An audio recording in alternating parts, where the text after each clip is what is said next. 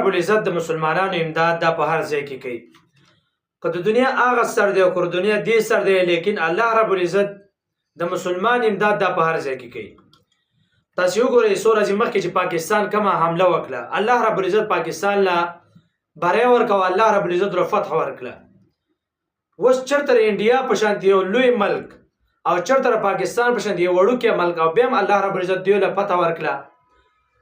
دا ولې دا الله رب العزت خصوصي امداد دی.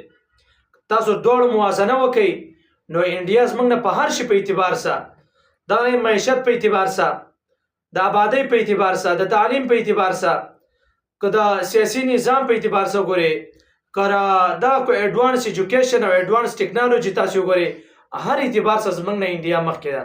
بیا هم الله رب العزت یو مسلمان ملک له چې د لا اله الا الله محمد رسول الله په نوم آزاد شوی دی هغې له فتح ورکړه.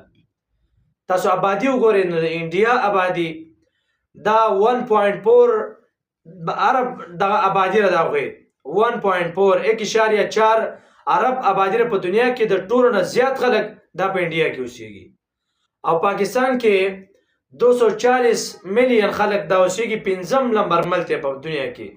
نو زموږ نه انډیا 5 ګونه دا سیوا ده. بیا هم الله رب العزت پاکستان په شان ملک له دا فتح ورکړه.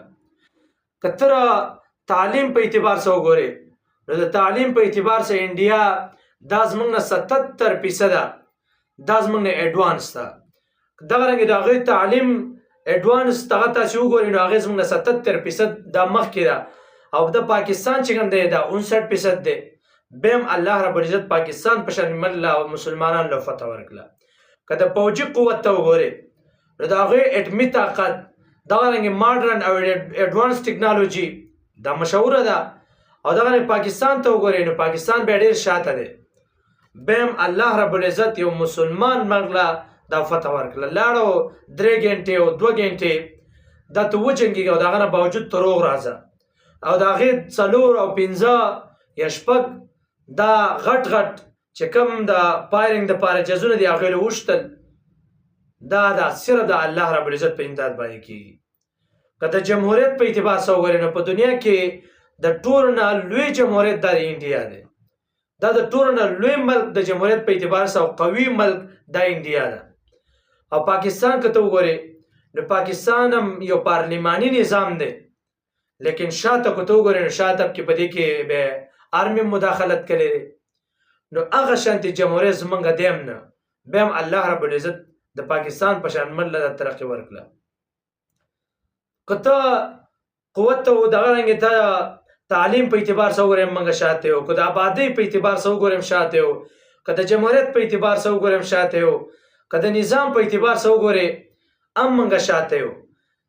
صرف زموږ او د هندوستان دا صرف زموږ په بعضه ثقافت په اعتبار سره موږ تقریبا په لږو اشیاو کې دا یو شانتي یو. زبانونه زموږ یو شانتي دي. زموږ او د هغوی زبان، هغوی هم هلته اردو وایي، دلته هم اردو ده، هندي هلته هم ویلی کېږي او دلته هم ده، پنجابي هلته هم ویلی کېږي او دلته هم ده، سندي هلته هم ده او دلته هم ده. دغه رنګې نور اشیا د خوراک اعتبار سره وګورئ هغه مساله دار اشیا استعمالېږي، دلته هم استعمالېږي. متنوع پکوان چې کوم اشیا دي هغه هلته هم استعمالېږي او دلته هم استعمالېږي. نو زموږ ثقافت دا تقریبا یو دی. ثقافت په اعتبار سره زموږ او د هغوی یو تاریخي پس منظر دی، لیکن د نورو اشیاو په اعتبار سره زموږ د هغوی په 10 او په 15 چونده په 2 ګونه باندې سیوا ده. معیشت ته تاسې وګورئ، معیشت ته هغوی په 2024 په جي ډي پي تاسې وګورئ نو هغوی جي ډي پي تاسې وګورئ د هغوی نو هغه تقریبا 3.7 ټریلیون ډالرز، هغوی تقریبا 5م نمبر ملکو په دنیا کې، او اوس هم دی. او زموږ پاکستان تاسې وګورئ نو په 2024 کې د هغوی تاسې وګورئ نو ډي جي پي زموږ 350 میلیون ده، ټریلیون کې نه ده، میلیون کې ده. نو هغوی زموږ نه تقریبا 6 ګونه داسې وادي.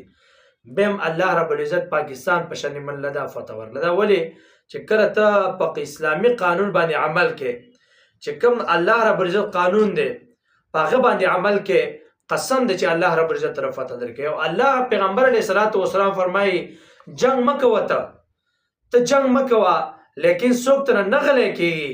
نو الله رب العزت فرمایي فضربوا الرقاب، بیا دا سټونه دې ووایي بیا الله فرمایي تاسو دې سو بیا جګړه وکړئ، تاسو دې سو بیا جهاد وکړئ. نو چې کله دوی غلي کېدل نو دوی حمله وکړه، چې بیا دوی بیرته دغه رنګې دوباره حمله وکړه، الله رب العزت دوی له فتح ورکړه. دا ولې؟ دا صرف او صرف د الله رب العزت امداد دی، بل څه نشته. دغه رنګې چې کله ته اسلامي قانون باندې عمل کې، قسم دی دا دنیا به ختم شي، دا هر څه به ختم شي، د اسرائیل او دغه رنګې د انډیا دا لوی لوی ملکونه به ختم شي، بیا هم د الله رب العزت دا دین دا وي، بیا هم د پیغمبر علیه الصلاۃ والسلام نوم، بیا هم قرآن دقه شانتي کو عمل دی په وکړه، په دنیا او په آخرت کې به الله عزت درکړي. کو عمل دی په ونه کړه، الله به دې نیست او نابود کړي.